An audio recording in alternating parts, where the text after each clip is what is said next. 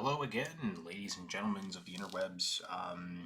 This is part 9, actually, of the current state of my Bionicle comics collection. And you might notice something immediately different here from some of the previous entries of these videos here. And that is the container of these comics there. These are going to be like sheet protectors. They say poly UV on them. So, I assume that they are poly UV protected. But instead of the usual three next comics or thereabouts, we're just going to go ahead and go into the first four here. And that's because in Ignition there is this particular one here, excuse me, labeled as number 0. Now, the great news about these is that I don't really have to try to go ahead and get these out. They're going to be really easy. And it'll give my Ziploc bag something extra to sit in. Not just the usual shelves there for it. And this is what we have here as far as, comic book art is going. Now, are these the new baddies, or these something we haven't come across yet? This in particular isn't actually like a comic book itself, but I thought I'd include it. It has some questions and answers. It's kind of like a prologue for the whole thing, and then you are left with this very impressive sort of wall scrollish like art here, of course, of the Paraka, and it is very impressive. Now, this was just included with me with some of the other stuff, so I was thinking, why not? It's technically part of it, so I went ahead and made sure that I got it out of it. Plus, it did come into came in as a lot anyways, so I don't think I could have just said, no, I don't want that one, get rid of it. So, I paid the full price for it, and this is some good stuff.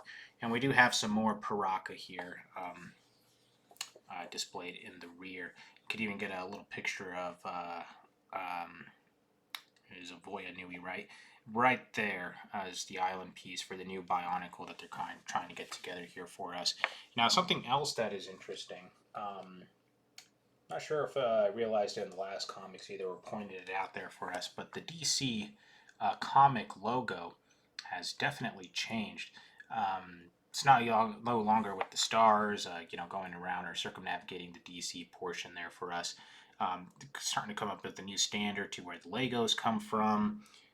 You don't always see bionicle.com on the bottom no more, probably because that was no longer existent during the period, or thereabouts.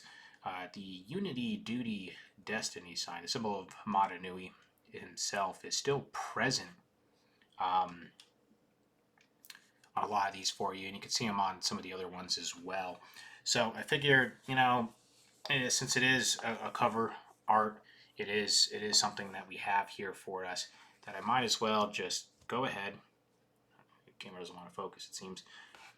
Just go ahead and get this situated for us. It still doesn't want to focus. Let's see here. Yeah, there we go. Sorry about that. But I'm going to go ahead and bag this anyways, just because I feel like it's a good piece to have for the collection, especially since when we're getting into the Ignition comics, some of these are actually web comics. I really couldn't get a physical copy, at least not by ordinary means. I'd have to, get that somehow printed out. Now here's one that I did have a worry on, because this one is slightly larger than the rest. Now, this is Ignition number 1. And you can see, like I said, this isn't how I would normally pack my things. This is how they came purchased. And I do appreciate that somebody who did appreciate the value of these, at least for themselves. Now, this says super-sized first issue, and it is super-sized. It's elongated. The width of it isn't really too much of a difference, but the height, definitely we're seeing something there. Now, we can definitely see a drastic change in the kind of art that's occurring on the front of these, just because they kind of pull away from the usual standard that's been going on till now. But feel like, yeah, that's good. There's a new look. There's a new feel, a new mood. Even the background, you know, just mysterious. You could tell you're somewhere. You just don't know where yet. And you know, honestly, before starting this, I should have mentioned, you know, a couple of different things. Number one being, I've never had these comics. This is during the period where I just wasn't getting anything at all. So when, you know, Paraka and Foyanui and things were coming across there for us, uh, I was at a loss. I didn't start getting another comic again until Ignition number 8. By then, a lot of things have already kind of happened. So, was I kind of lost when I got back into it? Yes.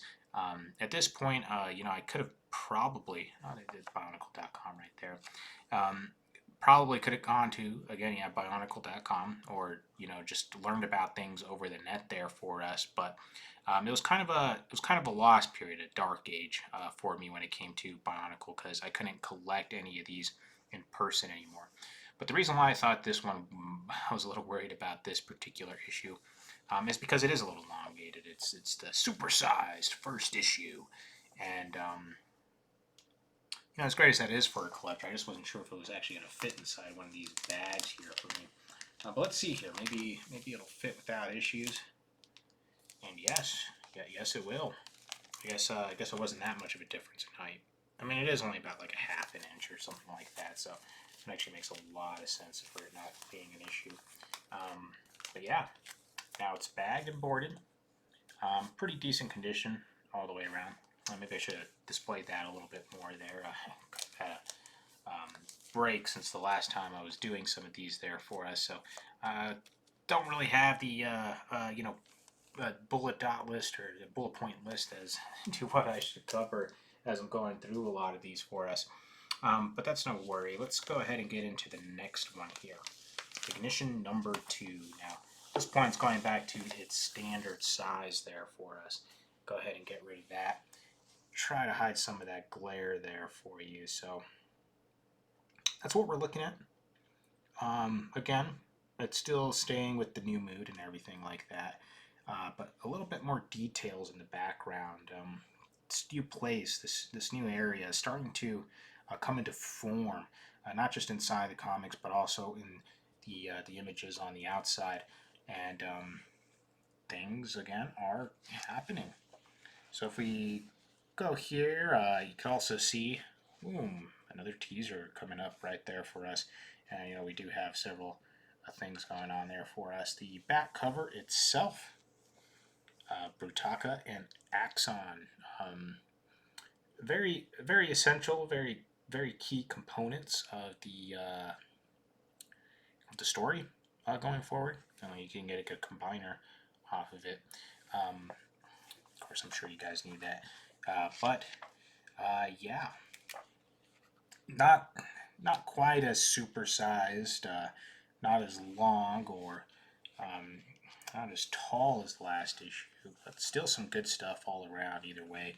It's really starting to feel like a regular comic book now, you know? One that's not so Bionicle-ish. You can even tell because the name Bionicle itself is severely minimized compared to the previous series of Metro Nui, things like that. Those were subtitles. This Bionicle is the subtitle. Ignition is what we're going at for there. Now we're trying to bring Madanui back. No longer are we talking about legends of the past. We are talking about the legends of the future. We're trying to create and keep a future for all our people, the Matoran, of course, because they've been out of the Great Spirit for or the Matoran universe for so long now, easily over 1,000 years by my recollection, and now things have been a lot better, to say the least, and we need to get them back to better before, you know, Madanui comes back. We're able to revive him and everything like that. So, you know, we're going to make sure those things are going the way they are. So that's Ignition number 2. And going on to the other one here, Ignition number 3, which, like I said, this one was also purchased. I have not had any of them since 8, and even that I think is something of a lie, because I know I may have purchased some of them since. These are just the most recent and the most memorable purchases, so I know these ones were purchased recently. The other ones I'd have to go through my logbook, which I actually do keep one. Just a little notebook of when I was buying or what I had at the time. I think my first inventory was back in like 2008 or thereabouts. But yeah, it's looking like ignition number 8 was what it was, or something around that nature. But anyways, another tangent. You guys gotta tell me to stop doing this. Certainly gotta tell myself. Now this is ignition number 3. I mean, one of the things that are probably the most prominent, the most different from these ones as opposed to the rest is that there isn't really like a title card on them anymore. At least not here in the front. They're paying a lot more attention to the art. Now this one, especially so, because I'm sure you recognize who these 6 are, and they are they're coming to town, man. They're gonna they're gonna mess people up. For the sake of the universe, though, definitely for the sake of the universe. But you can see that there is still title cards themselves, just typically later on and everything like that. Showdown. I believe we've had a showdown previously with the Toa Metro, and art though exquisite. Not just on the front, but going around everywhere else. They got it down at this point. The back cover, more Axon, Brutaka, a little extra here for us. In this particular case, the cover or the teaser in the back is a lot better. But they're also talking about Botar. That's this little guy here in the background that kind of looks like a, I don't know, bat creature or something of the sort. And this condition of the comic, though, is really nice. I know I haven't really done it with the other ones that came out here, but none of that bending on the or near the spine that that was plaguing me with a number of other issues there for us. There's some creases that go in a bit, very light, hard to tell without the glare that I'm like using to show there for it. The edges on the bottom, very good.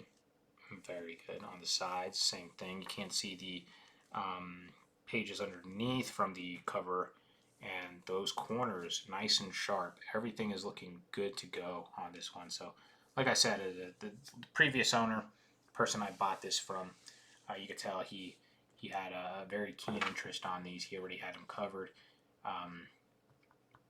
and I guess other than that, I don't know much more about him. I know he was on eBay, though, so it looked like he was trying to liquidate his old BIONICLE collection. I don't know if he knew who I was. He certainly didn't, actually, honestly, or where these were going once they were sold. But if he does come across this video, maybe he recognizes the way he packed them during his eBay sale, and fat chance of that actually happening. They came to a good home. I'm gonna take good care of these.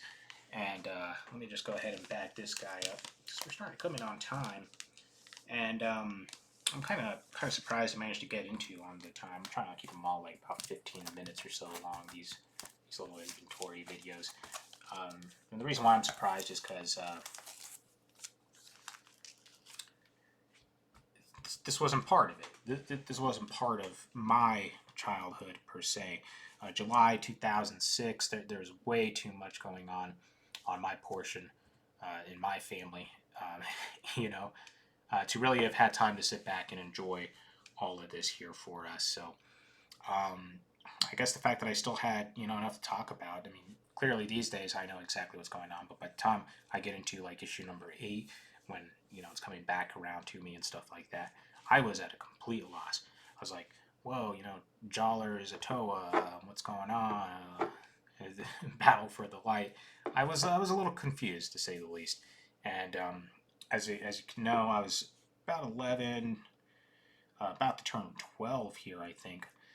So I'm getting a lot older too. So am I beginning to lose interest? Yes and no, in a sense. It's just at this point, I was not convinced that I wanted to collect these for sure. And I don't know if I have much more to say about that, honestly. But I'm collecting them now, and it's looking good to go.